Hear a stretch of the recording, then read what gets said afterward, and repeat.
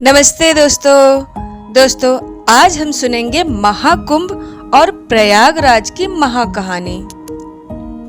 क्या आप एक ऐसी जगह की कल्पना कर सकते हैं जिसे देखने के लिए सिर्फ धरती के लोग ही नहीं बल्कि अंतरिक्ष से सैटेलाइट भी अपनी नजरें गड़ाए रखते हैं। एक ऐसा शहर जहां नदियां सिर्फ पानी का बहाव नहीं है बल्कि मोक्ष का रास्ता है। एक ऐसी जगह जहां एक नदी ऐसी भी बहती है जो सच में मौजूद है पर किसी को दिखाई नहीं देती। दोस्तों, आज मैं आपको लेकर चल रही हूं तीर्थों के राजा प्रयागराज के एक ऐसे सफर पर जहां इतिहास, विज्ञान और रहस्य एक साथ मिलते हैं। आज की इस वीडियो में हम जानेंगे कि महाकुंभ का वो सच, नागा साधुओं की वो रहस्यमय दुनिया और हमारी पवित्र नदियों के वो वैज्ञानिक चमत्कार जो आज से पहले आपने कभी नहीं सुने होंगे। इस वीडियो को अंत तक जरूर देखिएगा क्योंकि आज प्रयागराज का वो चेहरा आपके सामने आने वाला है जो अक्सर लोगों से छिपा रह जाता है। दोस्तों, सबसे पहले बात करते हैं दुनिया के सबसे बड़े मानवीय मेले की यानी कि कुंभ की। आखिर क्यों हर 12 साल में करोड़ों लोग बिना किसी निमंत्रण के कड़ाके की ठंड में यहाँ दौड़ते चले आते हैं? इसके पीछे छिपी है पुराणों की एक अद्भुत कहानी। सनातन धर्म के ग्रंथों के अनुसार बहुत पहले देवताओं और असुरों के बीच समुद्र मंथन हुआ था। उस मंथन से एक अमृत कलश निकला। जो भी उस अमृत को पी लेता वो अमर हो जाता। इसी अमृत को बचाने के लिए देवताओं और राक्षसों के बीच पूरे 12 दिनों तक भयंकर युद्ध चला। देवताओं के 12 दिन हमारे इंसानों के लिए 12 वर्ष के बराबर होते हैं। इसी वजह से हर 12 साल में महाकुंभ का आयोजन किया जाता है। कहते हैं जब गरुड़ देव उस अमृत कलश को लेकर आकाश मार्ग से जा रहे थे तो उनकी 4 बूंदें धरती पर गिरी।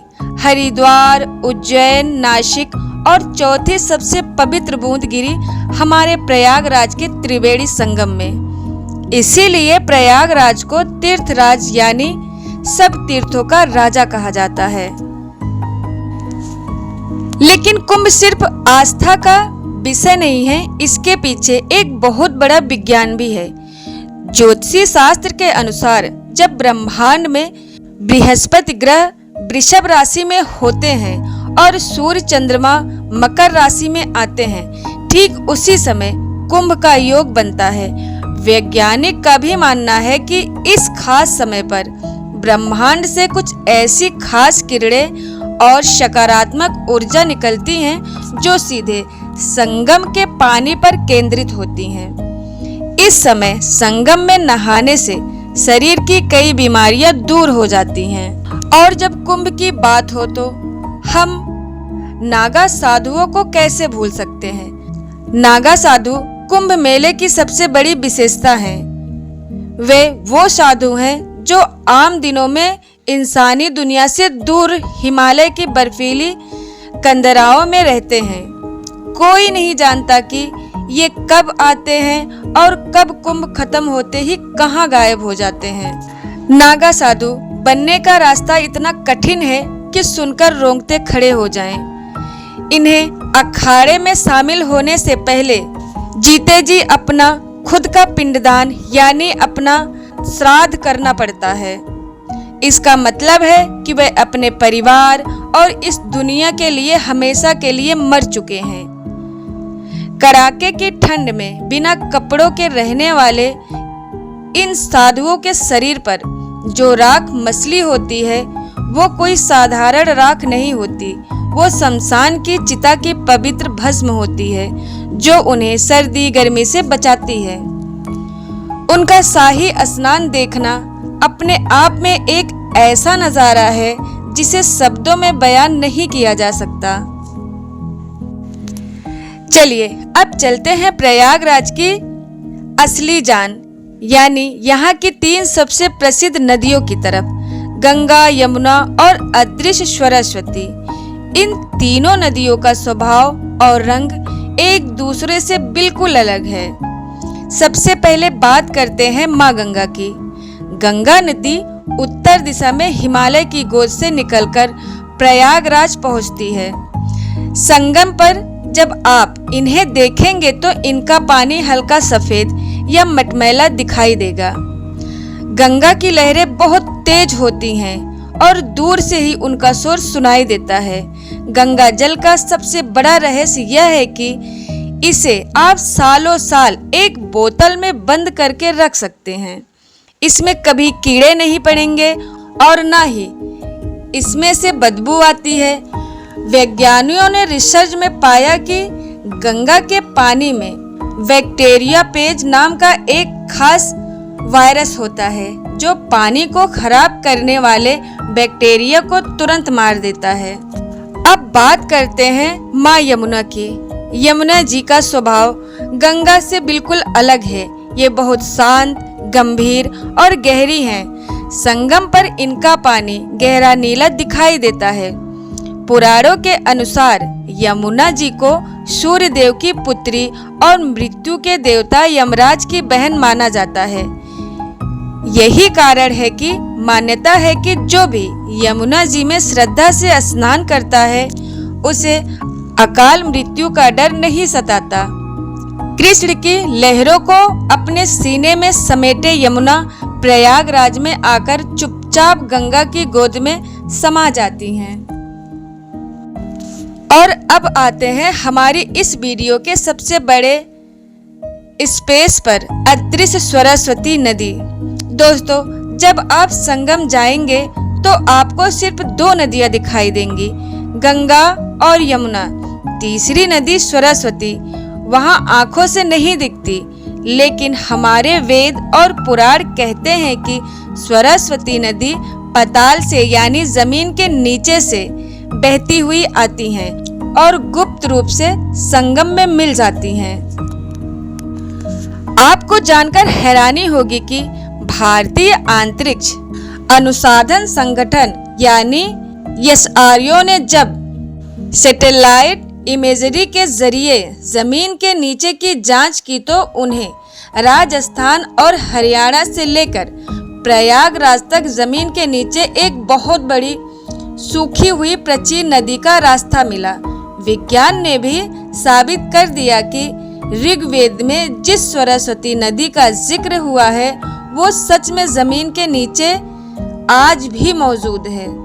जब आप संगम पर नाव में बैठेंगे तो नीचे से पानी के बुलबुले उठते हैं, जिन्हें देखकर स्थानीय लोग कहते हैं कि यही मां सरस्वती की उपस्थिति का एहसास है। दोस्तों, नदियों के अलावा प्रयागराज में कुछ ऐसी अनोखी चीजें हैं जो आपको पूरी दुनिया में कहीं और देखने को नहीं मिलेंगी। सबसे पहली चीज है लेटे हुए हनुमान जी का मंदिर। आपने दुनिया में हनुमान जी की हजारों मूर्तियां देखी होंगी, कहीं वो खड़े हैं तो कहीं वो बैठे हैं, लेकिन प्रयागराज संगम के तट पर हनुमान जी की 20 फीट की विशाल मूर्ति लेटी हुई मुद्रा में है। रामायण के अनुसार लंका पर विजय पाने के बाद जब हनुमान जी बहुत थक गए थे तो मां सीता के कहने पर उन्होंने इसी जगह लेटकर आराम किया था।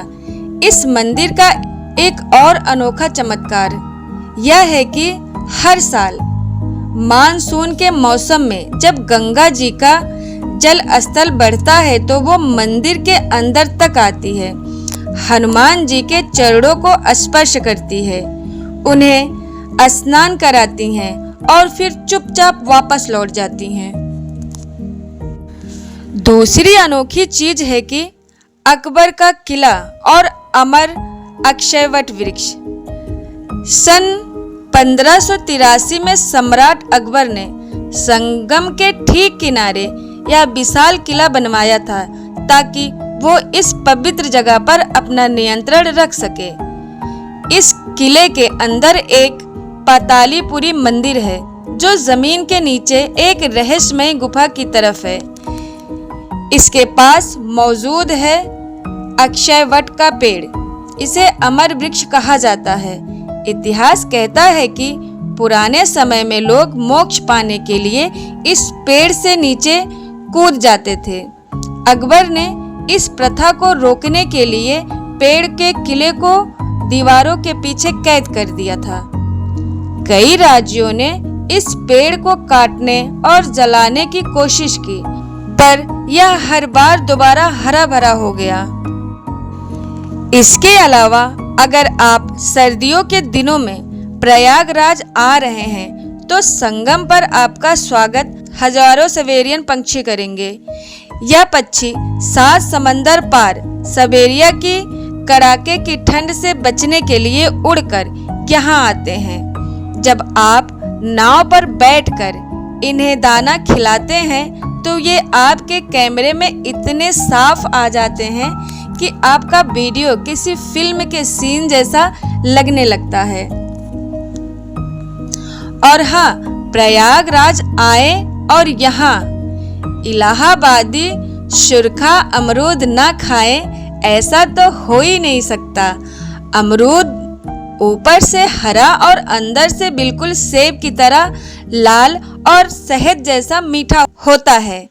साथ ही यहाँ की कचौड़ी सब्जी और दही जलेबी का नाश्ता यहाँ के कलवर की पहचान है। तो दोस्तों, यह थी तीर्थों के राजा प्रयागराज, यहाँ की पावन त्रिवेणी नदियों और महाकुंभ के रहस्यों की वो अमर कहानी जिससे सदियों से पूरी दुनिया को हैरान करके रखा है। विज्ञान चाहे जितनी तरक्की कर ले, लेकिन यहाँ की आस्था और यहाँ की अध्यात्मक हमेशा हमें हमारी जड़ों से जोड़े रखता है। आपको प्रयागराज की कौन सी कहानी या कौन सा रहस्य सबसे ज्यादा अच्छा लगा, मुझे कमेंट बॉक्स में लिखकर जरूर बताइएगा। अगर आपको मेरी यह वीडियो अच्छी लगी हो तो इस वीडियो को लाइक करें, अपने दोस्तों और परिवार के साथ शेयर करें और ऐसे ही और भी अद्भुत कहानियों के लिए हमारे चैनल को सब्सक्राइब करना बिल्कुल ना भूलें। तो मिलते हैं आपसे अगली वीडियो में एक नए सफर और एक नए रहस्य के साथ। तब तक के लिए जय हिंद और कमेंट में हर हर गंगे या जय मां गंगे लिखना न भूलिएगा। थैंक यू दोस्तों।